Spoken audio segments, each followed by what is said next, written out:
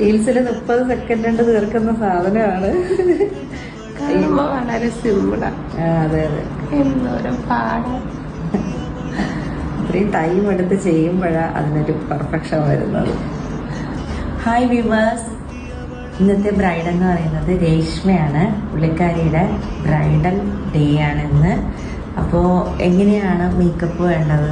Normal skin care makeup, skin ടോണിനനുസരിച്ചുള്ള normal ആയിട്ടുള്ളൊരു makeup മതിയെന്ന് പറയുന്നത്. പുള്ളിക്കാരിക്ക് ഇച്ചിരി ഗ്ലാസ് സ്കിൻ മേക്കപ്പാണ് ചൂസ് ചെയ്തിരിക്കുന്നത്. അപ്പോൾ മേക്ക് ഓവർ കഴിഞ്ഞിട്ട് തിരിച്ചു വരാം. രേഷ്മയുടെ ഫേസ് മേക്ക് ഓവർ കംപ്ലീറ്റ്സ് ആയിട്ടുണ്ട്. ഇനി ഓർണമെൻറ്റ്സിൻ്റെ സെറ്റിങ്, ഇത് ഹെയറിൻ്റെ കംപ്ലീറ്റ്സ് രൂപമാണ്.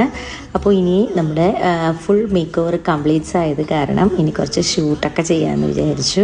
അപ്പോൾ കുറച്ച് പോസുകളിലൊക്കെ പുള്ളിക്കാരി ഇരുത്തി ഞങ്ങൾ ഷൂട്ടൊക്കെ ചെയ്തായിരുന്നു.